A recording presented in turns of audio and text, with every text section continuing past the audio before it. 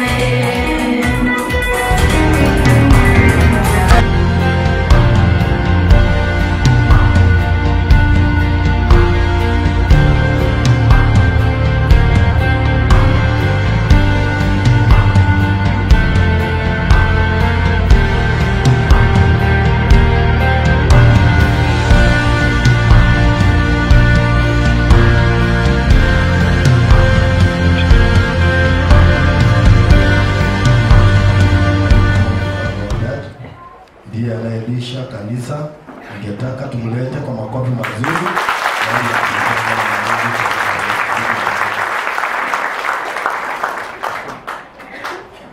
Okay. Bwana Yesu asifiwe. Amen. How are you today? Look at your friend, please. How are you?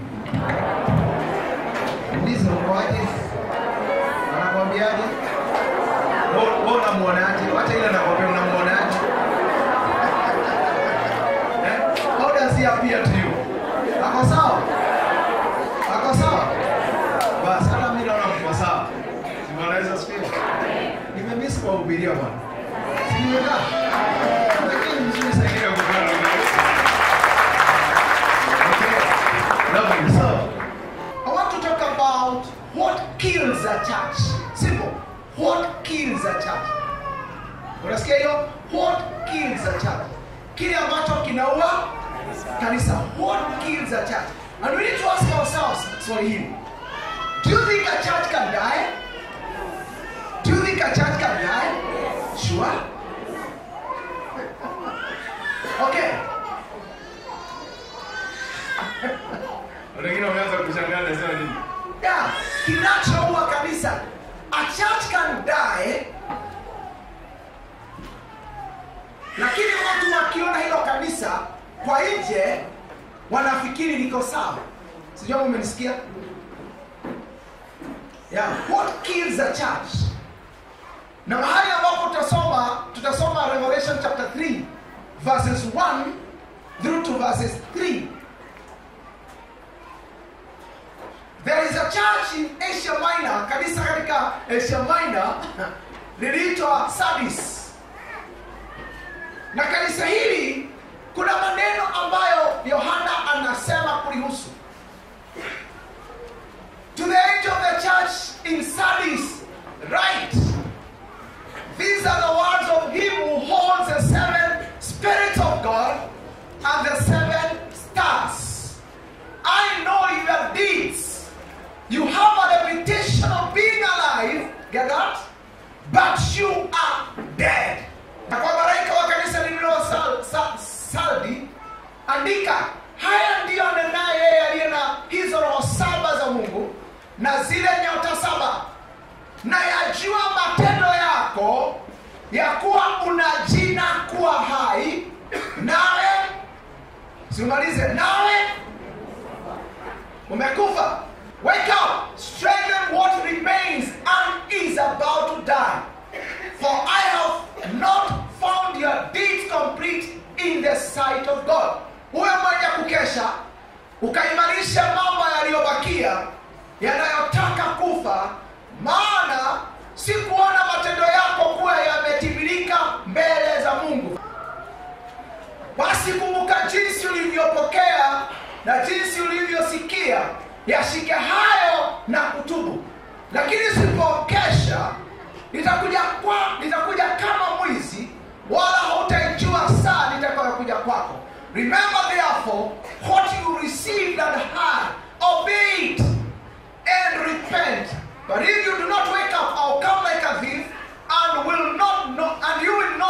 at what time I'll come to you. See what is the Spirit.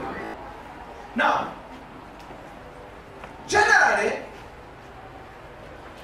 we may think, tunaweza fikiri kanisa na ubora na uzuri wa kanisa ni sifa yake. Lakini kanisa linaweza kuwa na sifa, lakini it does not have the power of God. Sasa sikia niweza kanisa linaweza kuwa na sifa, lakini ndani yake halina nguvu za kanisa. Linaweza onekana maridadi kama vile ambavyo tunajenga, lakini ndani yake halina nguvu za Mungu. It's dead. Na unaona Yohana anapoangalia kanisa la Sardis anasema, you have a reputation of being alive. Muna sifa ya kwamba mko hai, lakini cha msingi ni kwamba Mungu alipowatazama akaona wamekufa. In other words, anasema nini? This church, spiritually it was lifeless. Kiroho halikuwa na uhai. Na kama kuna kitu ambacho ninaomba moyoni mwangu, ni kanisa letu la Kagoto, hata kama litakuwa na sifa, mtu akiingia ndani anahisi there is the power of God. Because what brings a difference is not a good reputation of the church, but the power from within. Sijui nimesema kitu. Kile ambacho ni cha muhimu si kuwa tuna sifa nzuri, lakini ndani kuwe na ile nguvu ya Mungu. Si Bwana Yesu asifiwe. Now, there are several things that kills a church. Na kile kinafanyika kanisa halivi mara moja. Is a process. Ni kitu ambacho kinaenda pole. Ndio kama hivyo. Na ndio watu wanasemaga, wacha niseme hivi. Unaweza ingia kanisani mahali, ukienda ingawa ni kanisa lako linaitwa Full Gospel kwa mfano, lakini unaingia ukitoka unasema ndio nyuma odini. Ndio nyuma? What do you mean by that? Pano utuma na hija wa gai. Utuma na usherero. So, ukajisikia kana kwamba ulikuwa tu kwa dini, ukaona mambo ya dini kifanywa, ukafanya udini, but you left that church powerless. Sijui kama unanisikia? Now, kuna mambo ambayo huua kanisa. There are things that kills a church. Number one. Sasa mfuate hii maana ni muhimu sana. Kitu cha kwanza ambacho huua kanisa, spiritual equality syndrome. Spiritual equality syndrome. Okay. Spiritual equality syndrome. Okay. Atawaandikia tu, tutasoma. Spiritual equality syndrome. Nina hali ya watu wote kirohoni kusikia wametoshana. Sijui mmeshika? Again. We shall read that in the book of Numbers, chapter 12. Numbers chapter 12. Maandiko mahali tunasoma sasa ni mahali mnaelewa sana. Na mahali hapo tunasoma kanahusiana na watu watatu. Kuna Musa, kuna Harun na kuna Miriam. Na kile ambacho Haruni na Miriamu wanainua kuhusiana na Musa, ingawa Biblia inaleta kitu tofauti sana, nataka uione vizuri. Ukisoma ya kwanza, shida inayoletwa hapa na Miriamu na Haruni ni kama shida ya mke aliyekuwa ameoa Mkushi, lakini hiyo ilikuwa the original problem. It was a presenting problem, but the underlying problem haikuwa hiyo. Sijui kama tutaangalia kidogo. Maana ukiangalia hapa wanasema, kisha Miriamu na Haruni wakamteta Musa kwa sababu ya mwanamke Mkushi aliyekuwa ameoa. Hebu tupeleke mbele hata nisisome sana. Sasa angalia verse 2. I try to connect the two.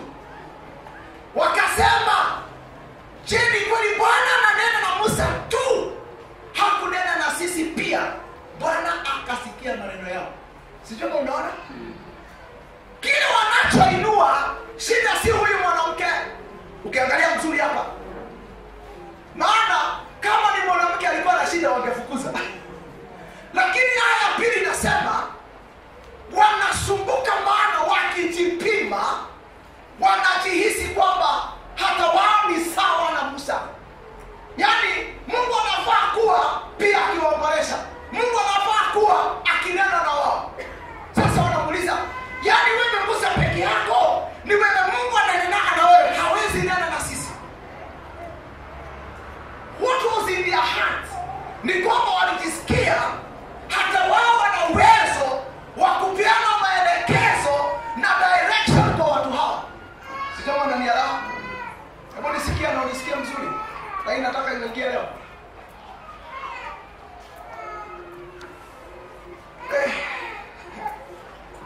Kama kuna kitu kinasumbua watu, onangalia kwa ria. Onangalia kuthira huko weke kidekaga. Remember. Niniga yeye. Amen. Nadini na fear. I'm just teaching. Get me right. Because kuna watu Mungu anatumia wanaona wametoshana na watu wengine. Anasahau kujielewa na anasahau position yake. Sio mnaelewa? Na shida ya watu hawa ni kwamba walitakuja leo na mambo mazuri sana. Shida watu hawa ni kwamba hata anaongea akidunisha kiongozi wake. Sio kama anaeleweka.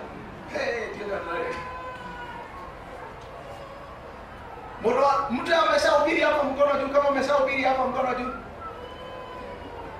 Kama moja mtiga. The fear is now on you, eh?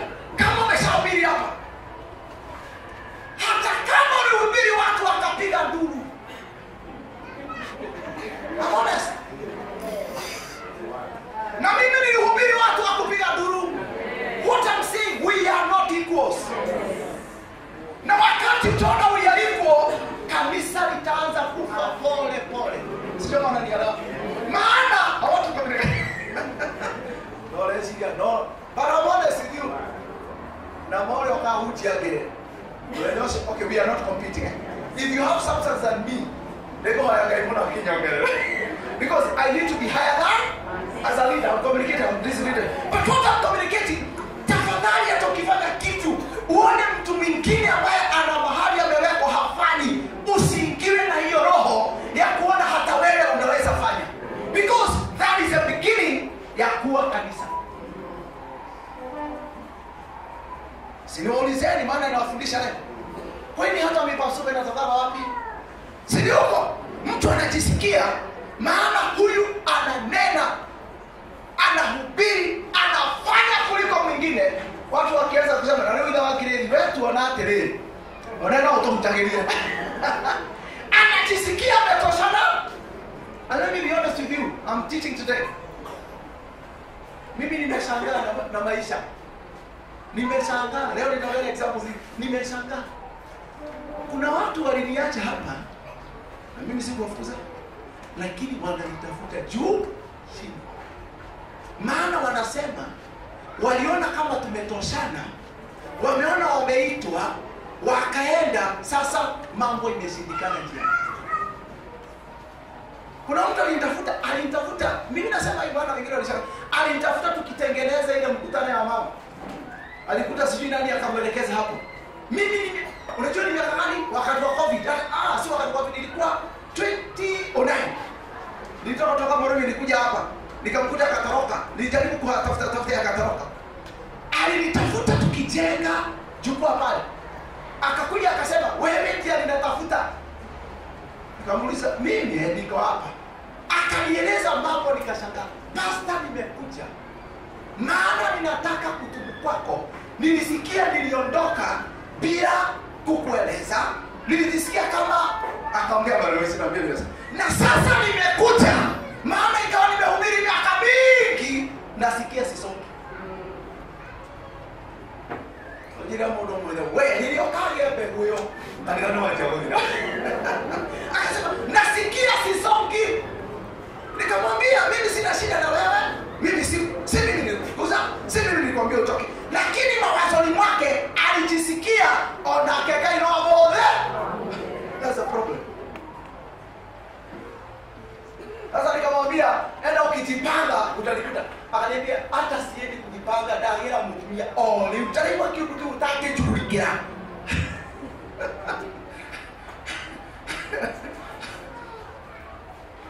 Wakati inaitwa equality syndrome itakuingia. Already kanisa limeanza kuwa na dosari, limeanza kuwa na kasoro. Siwana akaambia Musa, nitia hao twende kwenye hema lao. Sio alisema.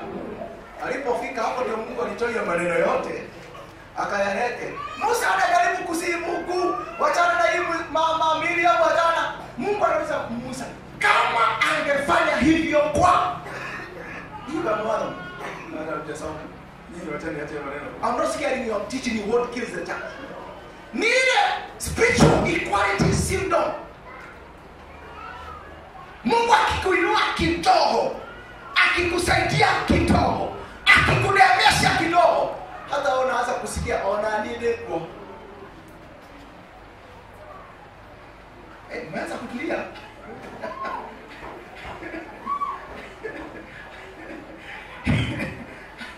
Number 2, hata nipo kukimbia wala tunaanza kunyamaza.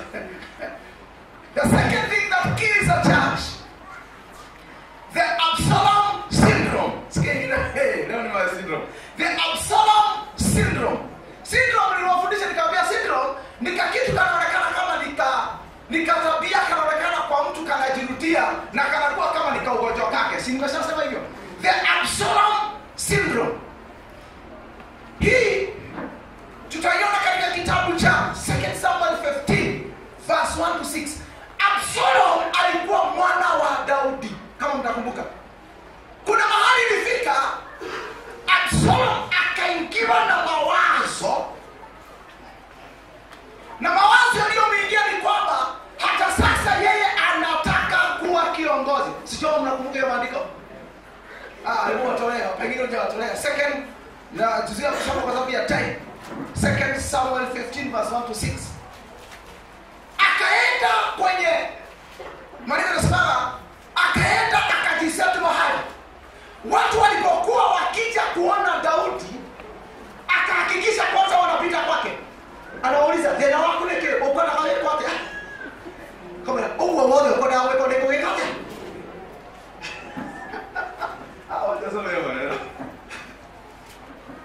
Hivyo ndivyo Absalomu aliyowatendea Israeli wote. Waliomwendea mfalme, sikia, ili wapate hukumu. Neno ni kwamba hawakuwa wanaenda kwa Absalomu, walikuwa wanaenda kwa nani? Lakini ama injili hado, ili wanapoingia kwanza wanamkuta. Bali kanasema, na tena Absalomu huondoka asubuhi na mapema na kusimama kando ya njia ya Ramu. Sikia hiyo? Kisha ikawa mtu yeyote aliyekuwa na neno lililokuwa halina budi kufika kwa mfalme ili kuhukumiwa, Absalomu mwita mtu huyu kwake na kumuuliza, "Wewe mtu wa mji gani?" Naye akasema, "Mtumishi wako ni mtu wa kabila fulani na Israeli." Twende verse 3. Naye Absalomu mwambia, "Tazama, maneno yako ni mema yenye haki, lakini hapana mtu kutia kwa mtire kwa beshi. Mnaona sheria, atia na sheria. Mnafuata hiyo. Wacheni yeye kusoma. Anasema, naye Absalomu humwambia, "Tazama, maneno yako ni mema yenye haki." Sio unashika? Lakini hapana mtu aliyeagizwa na mfalme. Unajua maneno anasema, already ohia bodo hali wanataka kitakuwa dhamaki. Jana wako neke bla bla bla. Uhoroshi wako ni ufati kwa hiyo unafaa kusikizwa. Kabisa. Lakini hakuna mtu mfalme ambaye atakusikize. Sijui unaona?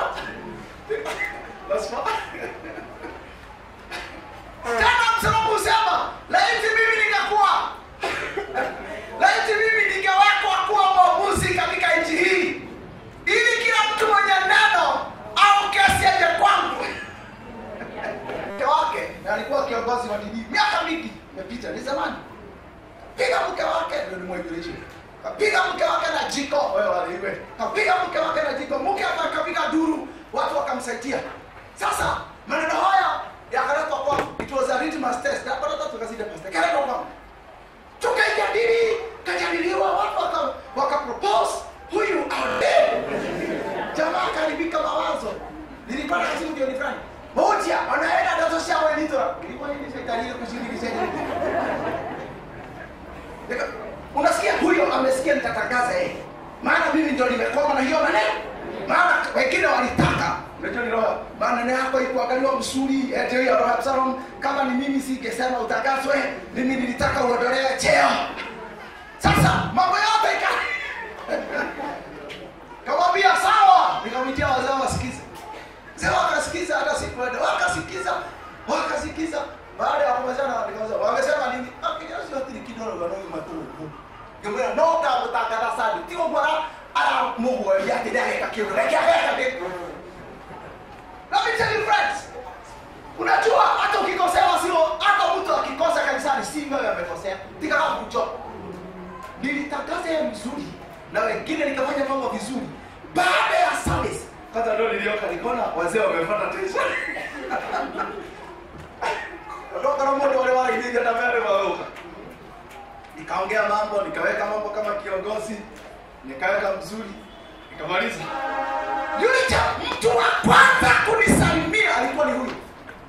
Pastor nimeshika ndio kwa wananengania radio, tumeenda wewe mkimu na wewe. Wewe mkimu? Hiyo maneno yote ulienda kuambia hawa watu wamekusaidia. Mimi bado ndio nimefanya nini? Na ingeleta machafuko kwa kanisa. I'm talking what I'm saying. Maana ni roho ya nini? Ya msoro. Na ingeanza kukula kanisa. That's what I'm saying. Mbona kuambia mapema? Data ita huko ni etikana na shira mdogo. Mtu akienda kwa mtu, kwanza watu ni kelele sana. Akija kwako hata sema madhaifu yake, hata sema mahali aliharibu, anasema habari ya. Na wewe kwa sababu uelewi unasikio. Haja kuyulia datation. Lakini hawajakupea picha ya mambo. Na hiyo inaweza kuwa kanisa. Maana inaanza kudegea kwa mtu mmoja, mtu mmoja. Absalom syndrome. Number 3. Hii ndio ni muda sina. Number 3. Diotrephes syndrome. Leo ni ma syndrome tu. Diotrephes syndrome. Diotrephes. Mjaisikia mtu anaitwa Diotrephes? Diotrephes syndrome. Oh, this spell your dinner.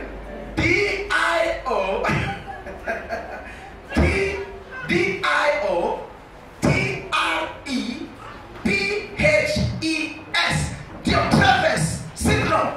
That John, barua waraka watoto ya Yohana aya 9 na ya 11. Huyu jamaa alishangaza bwana. Hii na angekuwa sumu kwa hiyo kanisa. Kwanza angeua kanisa kabisa, maana alitarget the weaklings na alitarget newcomers. Hebu tani hapa. Yohana anapoongea kwa mzee Gayo, kuna maneno anamweleza. Maana alipata ripoti kuhusiana na ndugu aliyeitwa Diotrephes. Sasa Diotrephes alikuwa na kashinda, alikuwa na kaugonjwa kalimsumbua. Okay, ndio hii. Kanisa neno, lakini Diotrephes apendaye kuwa wa kwanza katika wao hakukubali. Sikia hiyo maneno. Ndaeleza shida ya Diotrephes syndrome. Ya pili nasema, kwa hivyo nikija nitayakumbuka matendo yake atendayo. Ni matendo atendayo. Atoavyo upuzi juu yetu kwa maneno maovu. Wala hatoshi na hayo, ila yeye mwenyewe hawakaribishi hao ndugu, na wale watakao kuwakaribisha huwazuia na kuwatoa katika kanisa. Huyu Diotrephes ana mashida inamsumbua.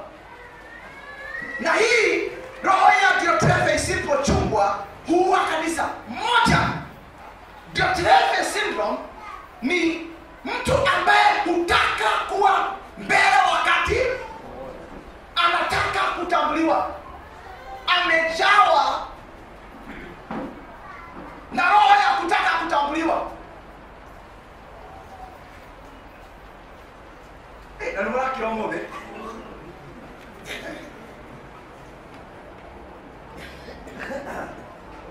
kitu cha pili, si kutaka kutambuliwa, anajitafutia kakundi ili adominate hiyo kikundi, awe na control over that group. Ya tatu, anatatu hapa ni maandiko yanasema, ya tatu, huwa yeye si tayari kukaribisha watu wengi wanaotumwa, wanaoingia, anawaharibu, anawatoa. Na hii inaweza maliza kanisa. Adomo eko. Bali wanami sitakomeona.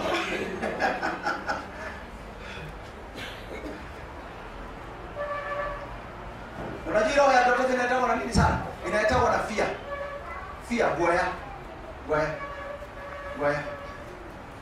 Goya, fear. Hata niingize vile nenda. Kuna watu kwa sababu ya uoga, maana anaona mtu mwingine, na hiyo ndio shida. Watu wakiingia, aone huyo mtu ameanza kufanya kitu, anaona atammotisha. Sasa kwa sababu ya uoga, kile anachofanya, anaanza kuharibu mtu huyo. Natuambia vile nafanya kwa maana kwa Biblia. Kuna mtu, na mimi naongea leo na maana example. Kuna mtu ilibidi nifanye kitu kanisani, na sitaambia ni wapi. Maana angeona mtu amekuja kanisani ameanza kufanya kitu, anakuweka uoga, anakuweka banditi. Unajua mimi nishangaa. Siku moja nishangaa. Imagine vile hapa mzee tumeombea watu. Si tumeombea Mungu afanye mambo. Halafu mtu anasema, Mungu utakaponifanyia hii, nitatoa shukrani. Mshirika mmoja alipanga wa hiyo kanisa, alipanga zawadi ya kushukuru. Asubuhi ya Sunday alipoamka, akiuja darato harakani na kale akaitokana. Hapo ile dini. Ni mambo bale makoboko. Ndio wala hoa ndio terefe. Maana akifanya kitu anafuatwa na mshirika fulani.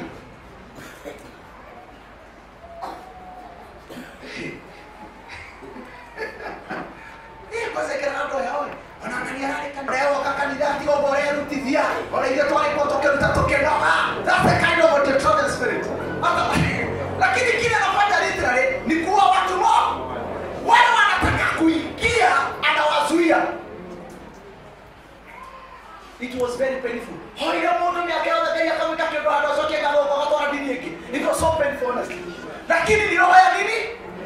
Unakuta hata kanisa ni kama halina uhai. Watu wana uhuru wa kufanya mambo. Mtu hawezi fanya kitu na anaharibu. Atakiona mtu anatoa, akimenya ni watu hali ni wega.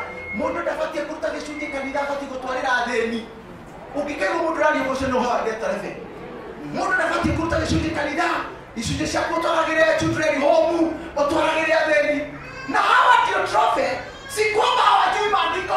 They know the Bible, but for their own interest.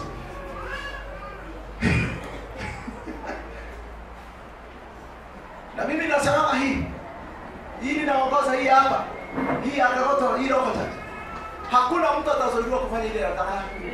Hakuna wewe unapoweka kero na hotia kiacha. Na nikisikia unaenda kuharibu mtu, sitakubali uwe kanisa, wewe ndio utaenda peke yako. Because we are not the same. Na neema yetu si sawa. Ama namna gani? Uzuri wangu au mbaya wangu, usifikiri hawa wazuri nafanya nitafanya nikulete karibu nikufanye shemasi. Usifikiri unafanya nitafanya nikufanye mzee. Sahau. Fanya mambo umefika kufanya mambo upate baraka yako. So that is the spirit of God. That's what they do. They discourage others from doing good. Yet they themselves, they don't do good. Sijui unajua ndio haya. Sasa unakuta mtu anaingia kanisa ni kama amefungwa mkono. Anataka kufanya hafanyi. Na hiyo kanisa iko na uhai. That church is dead. Kandozo ni mkuu. I wish Pastor Mondo was here. Nilipotoka Moroni. Niliambia leo nawapea story tu za kawaida. Nilipotoka Moroni. Nikaja kwa watu hapa ndio miaka hiyo kanisa ilikuwa na shida kubwa sana. Juu hiyo roho ya diotherapy. Watu wangekuja akifika hiyo ndo anatolewa. Na mtu angejaribu kufanya kitu. Sasa nilikuja siku moja tunikalisha anasema siku moja nili microphone ya waya hawangeweza kununua kanisa na watu wengi sana. Wao wapigaji wale. Nilipokuja zonini kaka nikaona mic inatusoma nikasema mic naye tunamwona yani kutolewa 1,500 kwa church monde talikema todo gutiri mundu ukiekire kao uwe kongere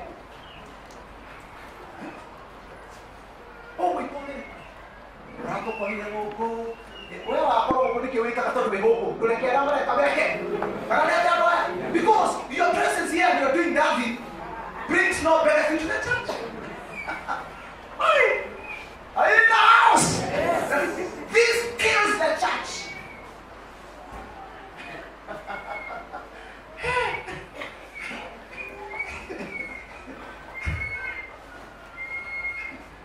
Ndio maana ninasema alizuia. Na wale waliotaka kutenda mema wakafukuzwa, ndio maana ninasema. Akiona leo tumepanga kusaidia mtu.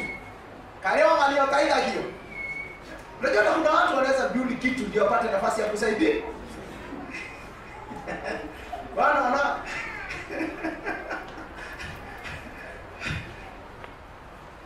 Ramono mbele ekole ngai ya guteigia gwika kuna ndukagenda heho.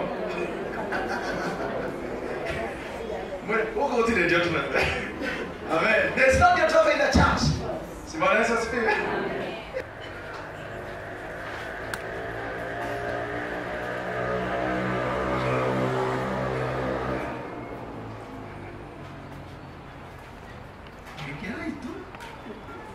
Kayo na roho. Tawali mo kayo sa ilo, kayo sa ilo no. Kayo sa ilo mo dito. Kayo sa ilo mo so. Because you're very bad, guys.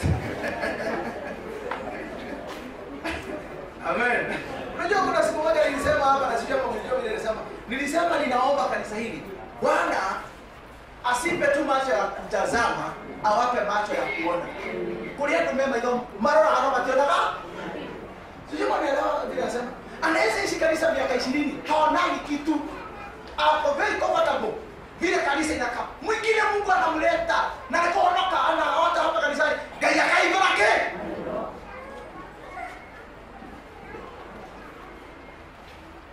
Mtu akifunguliwa macho, wacha tu embrace kile Mungu amemfanya. Kwa jina Yesu. Lakini roho ya diotherapy isitutembelee kwamba hatuwakaribishi. Sisi ni kuwapiga, kuwatoa nje. Maana tunaona kana kwamba ametuotisha. Alikia dai. Okay, alikia. Na wewe nao manake.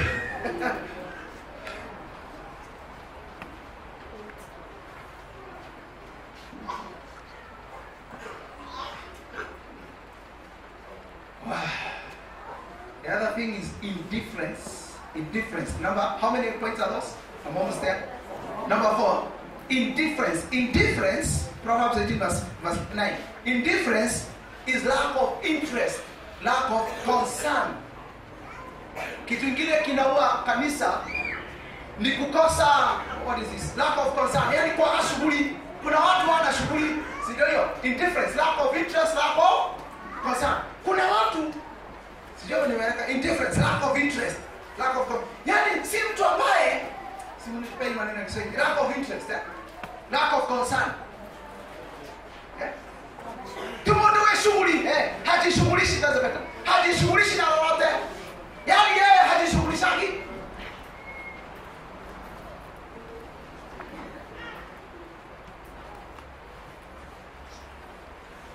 Proverbs 18 verse 9. Kabla fungu hapo.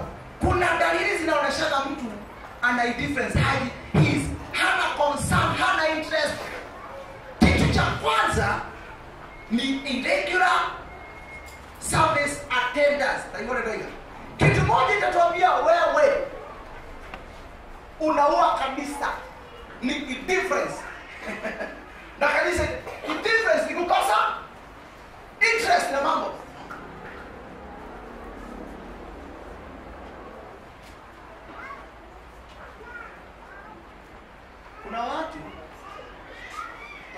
tugeci aturingi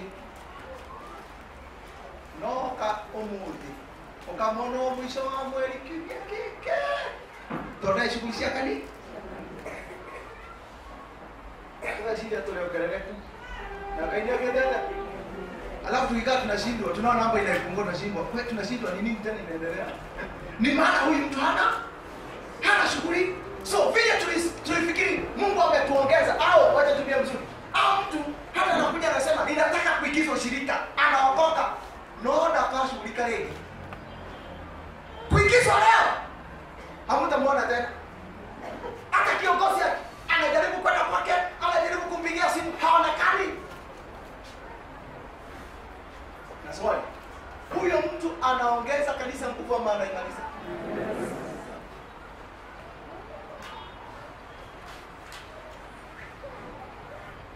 Tujina mudotera kanisa maigana mulia mwako yote maigana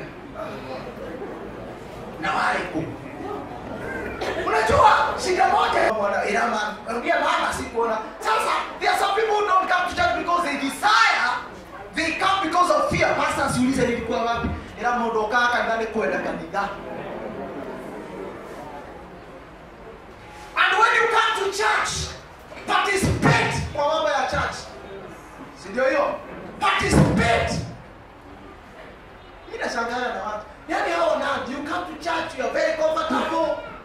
Mimi nashangaa na watu kuna mtu hii kanisa amekuja mwaka mzima no ukimulia kiti kifaka no ukimulia kihura no ukikinya kanida udabia ukimulia je hata no kanida haitone kana rudi lakini hana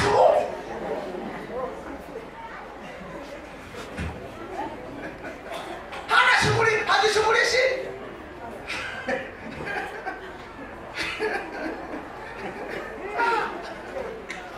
Guys, I'm in the house today. Hajishughulishi.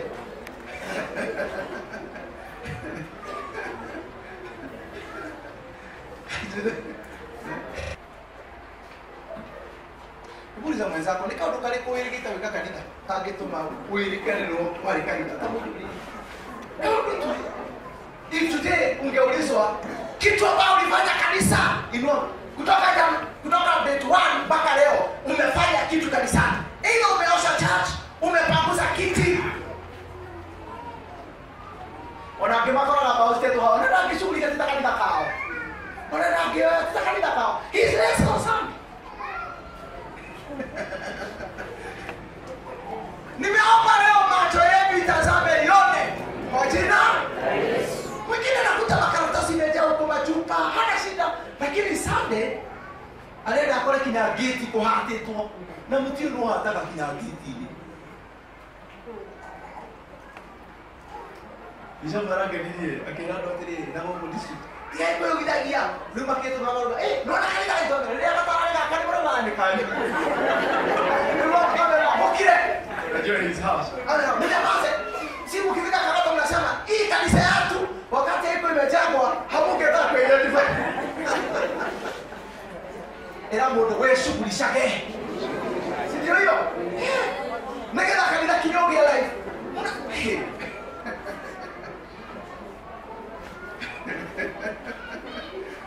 Are you in the house? Na hii mambo ya kuwaza kwanza na mimi mwachana mimi. Ukikuta mimi nikifanya kazi hapa, mimi najua kile nafanya. I'm concerned. Wewe kama una concern, mimi niko na concern. I'm concerned.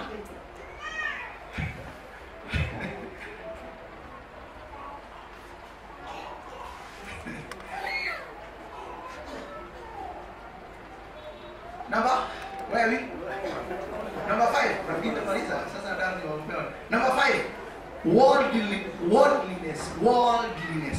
Udunia, worldliness. Kitu kingine ndio kanisa ni worldliness. Udunia, worldliness. Tujasoma hii? Ngoja, tujasoma Proverbs gapi? Iliwekwa siku saba. Yeye naye aliye mvivu katika kazi yake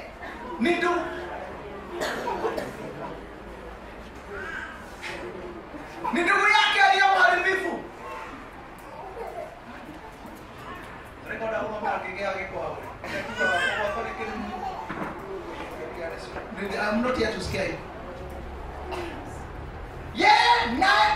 mvivu katika kazi yake ni ndugu yake aliyemharibu. The one who is lacking his work is a brother to the one destroys. Is a brother to the one who destroys. Yani yuko utaleni. Kwa kama shughulika inalinganishwa na mtu anayeharibu. Ndio mmoja wao kile mtu mwenye ana mambo yake. Ndio mmoja wale ndio tunakora. Na akora wao mmoja ni mmoja wao natiji. Umeharibu mambo ngapi ya ufalme?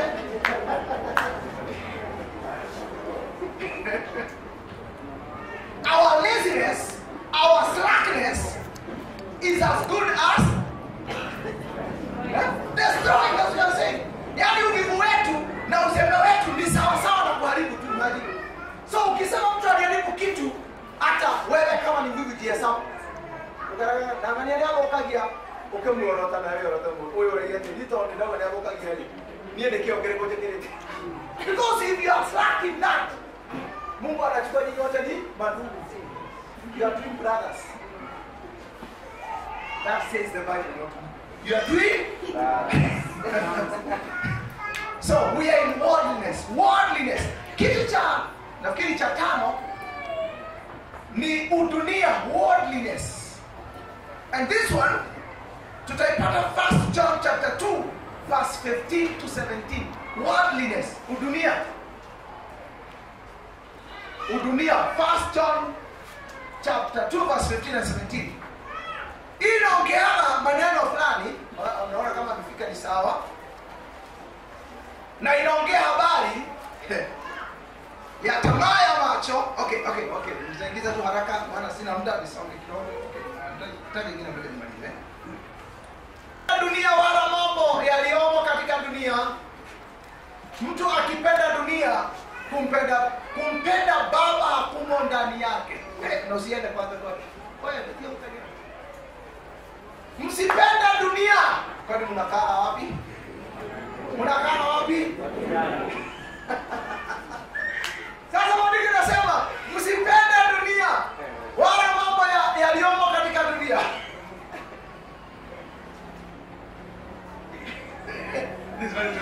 Mtu akipenda dunia, kumpenda Baba hakumo ndani. Ongeza roho.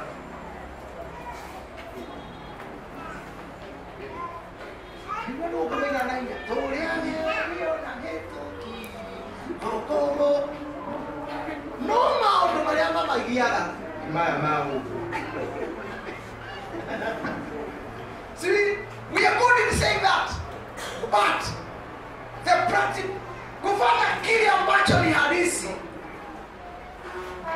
Ingawa sisi tunakaa dunia hii, tusipende mambo ya dunia.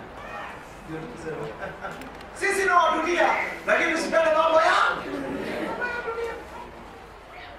Maana shida ya mambo ya dunia ni hii moja, ina lust of the flesh and the lust of the eyes. Wacha niingize.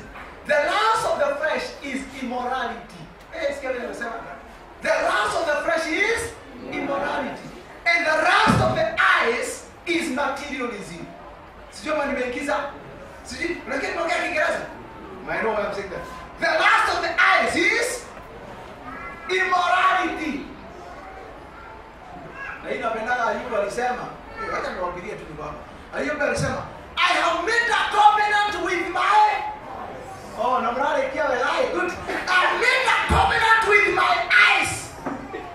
Wacha niingize na wengine wanasema, I have made a covenant that I shall never undress a woman with my eyes. That's the way. Ile hawa aliviona lile tunda akalitamani. The eyes, the lust of the eyes.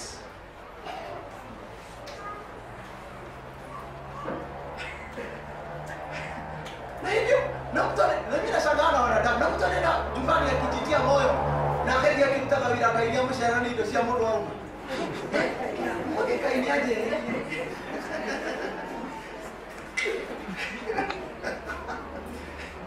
Sisi tamaa ya macho aliona kabeti kama mama akihesabu akaona hapa kuna kitu akajua wacha nichomoe hii kabla afikirie. Tamaa ya macho inavutia watu, inaingiza watu kwa majaribu makubwa.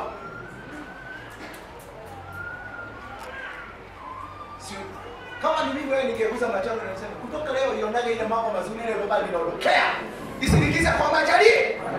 Na tunaona yule tumeona nimefanya maagano na macho yangu. Si hata ufanye maagano na hiyo shida yako. Kama ni macho, fanya agano nayo. Kama ni mdomo, fanya agano nayo. Kama ni masikio, wewe unataka kukikia. Fanya maagano na masikio. Ndipo move. Fanya maagano na hiyo. Kama ndani. Maana usipochunga the last of the eyes. Itakuingiza kwa majaribu mengi sana. Na hiyo okay. Sasa niongea mtoto maana sasa tunaenda hivi. Mnajua wokovu ina shida. Kiona kuna wengine tena na mafivyo wokovu ina shida. Shida ni mambo ya dunia. Wokovu ina shida. Hata wokovu haitushindi kwa sababu ya kitu ni mambo tu ya dunia. Holiness.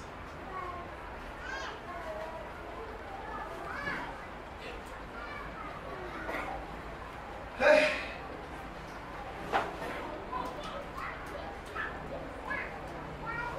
Mbara ke doa muri akani dole one he.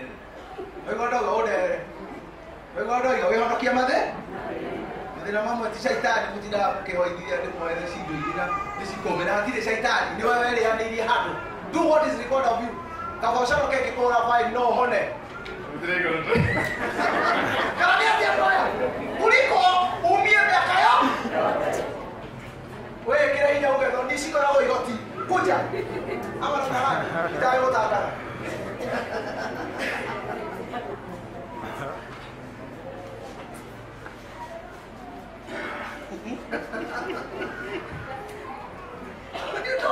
Ndio nasema. Mnafikiri huyo mtoto akikaa kanisani kabisa anakaa kanisani moyo wake una amani? Ya pili, mtiona kani losho noto geigo kalega nothi ni wito. In fact niko naangalia wewe nikalinganisha na nini na mnikubali tumia maneno mazito kidogo Paulo Yohana anapoongea kanisa la Salve analitoa hivi, anasema ni kama mwili uliokufa uliowekwa kwa gereza safi. Maana si gereza tunaona iko mzuri. Hata tuangalia jirani nini iko. Si kweli? Hatuangaliani. Na pengine unamtomea huyo gereza ya 1100. Hata ukipima weight yake ni kilo 3. Ikita ni mwili akadi. Lakini tukiangalia juu tunaona kitu maridadi. So what I'm saying, hii mambo tusiposhughulikia, tunaweza onekana kwa juu sisi ni warembo, ni wazuri, lakini ndani yetu hakuna nguvu ya Mungu. Todoga Yesu ndio na meitoko kukalida. Atulali kanisa. Ale.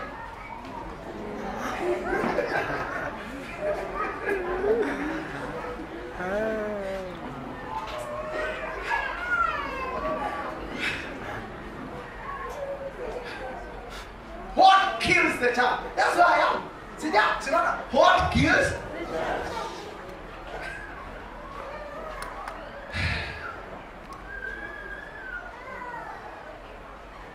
This is lack of church discipline. Lack of church discipline. It also kills the church. Lack of church discipline. Kanisa kukosa kutoa nidhamu kanisani. Lack of church discipline. Na hiyo enda usome Mathayo. Na najua enda usome Mathayo, maana enda soma katika Mathayo ngapi? Mathayo 18:15 hadi 17. Lack of church discipline. Listen and get me right. Mimi utafanya dhambi ukae hapa, lazima nidiscipline. Na hiyo discipline kile nafanya, tunapokutenga na ushirika, tunaondoa uchafu. Maana lazima tuchunge usafi wa kanisa. Ili kanisa isionekanage ina sifa nzuri, lakini ndani imekufa.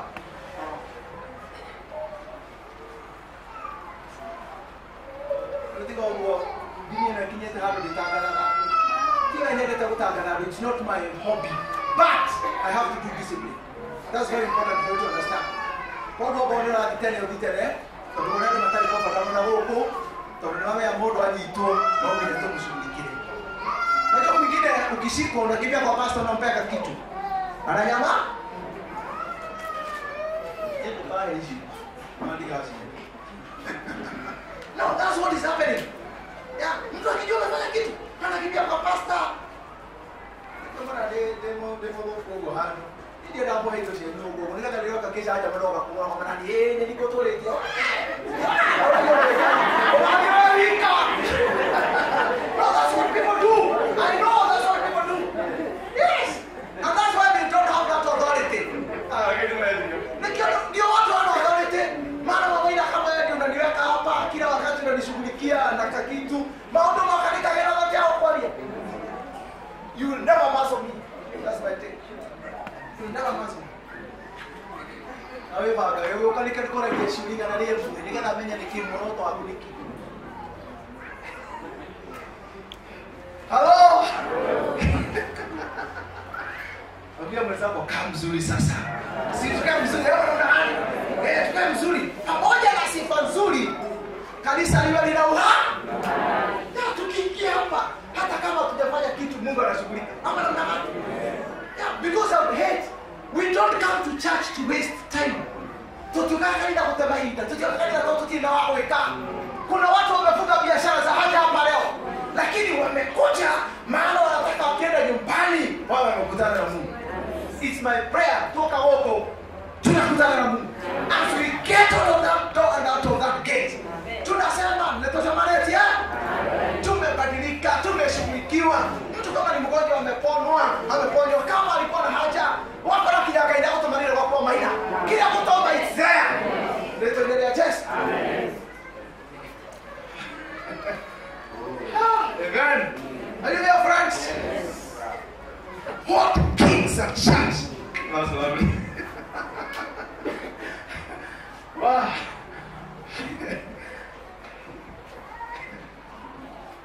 I'm praying that this church of Kagato may be full of power.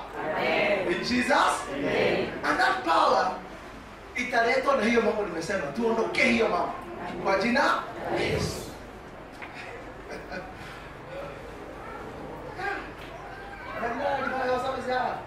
Ugo kilo na gwe mwingine kile toro hiya gaya no telefone na horo wiga de pani ko ya no todo gaya bo shulike na wewe hena ndo mkeboge haleluya maisha yeye usikiwa waite to hadi koria ndo mai bada ho kia ya mode gaya no ote ni ora to vaiga na fasta amen. So where are the names of these people? What imagine ya watoto hivi? Niombe watoto nimalize. Wana sana. Imagine watoto hawa. Wengine walibeba ujauzito wakaondoka wakafa wenyewe. Wengine walikosa watoto ambao walitumaini. Lakini hawa Bwana umewaneemesha leo hii, umewaleta hapa na watoto hawa kama vipaji katika jina la Yesu. Sasa wameletwa kwetu kama watumishi wako. Tunataka kuwabariki kwa jina la Yesu. Tunatangaza baraka za kila namna juu ya maisha yao. Bwana ukawaelekeza, ukawaongoza. Na uovu ulio kwenye dunia hii ya leo, ukaokoa watoto hawa kwa jina la Yesu. Tunatangaza kwamba watatamani wokovu, wataishi kwako daima katika jina la Yesu. Wazazi wanapoelekeza kwako Bwana wape neema. Mahitaji ya watoto hawa Bwana ipatikane katika jina la Yesu. Tubariki watoto hawa mbele zako. Tuombea madhaifu na unyonge wa maisha ukawa mbali na wao katika jina la Yesu. Every kind of disability tunailaani siku ya leo.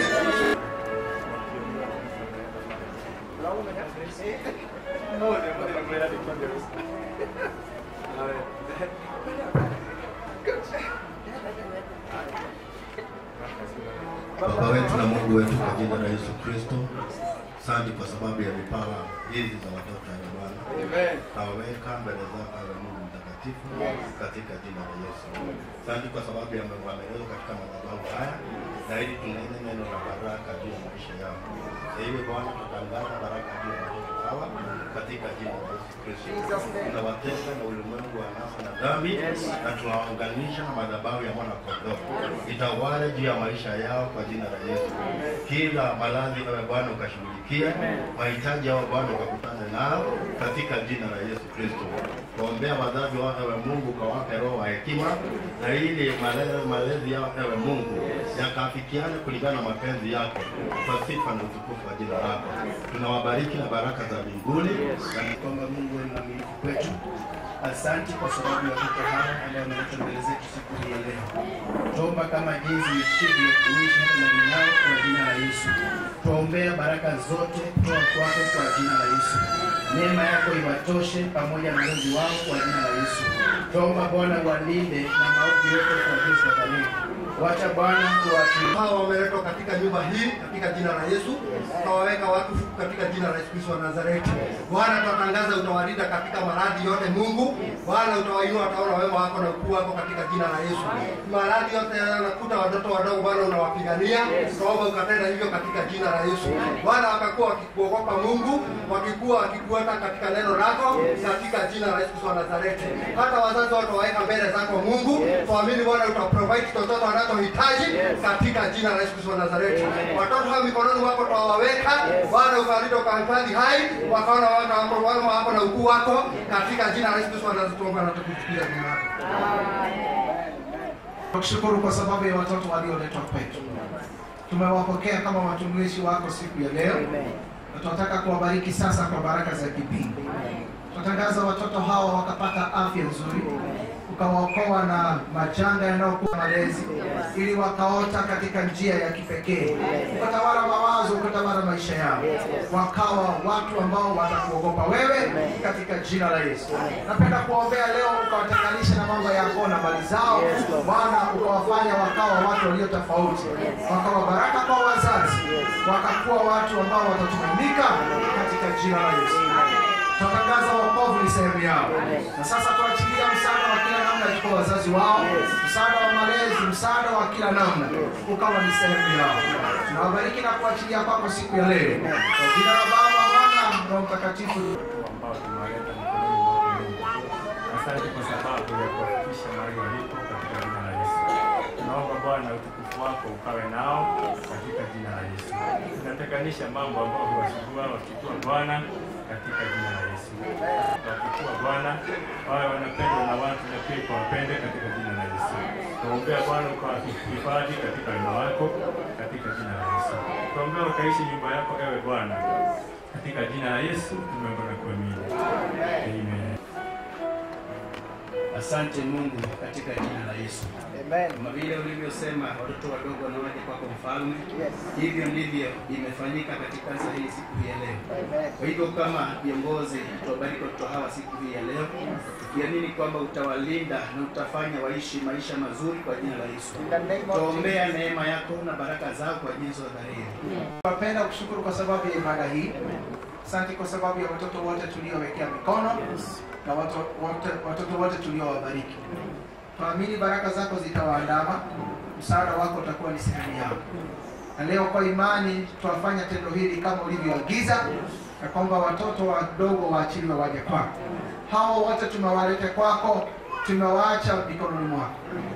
Walinde Bwana, watunze, waneemeshe. Waomba uandama watoto na shida mbalimbali za jamii. Tuomba hao ukawahifadhi kwa jina la Yesu. Waelekeze, watamani wokovu huu ambao wameelekezwa na wazazi katika jina la Yesu. Tuamini mbegu ya wokovu itawasonga hata wanapoendelea kukomaa na kuota Bwana, watatamani kuishi kwako. Tubariki watoto hao wote na tukushukuru kwa ibada hii.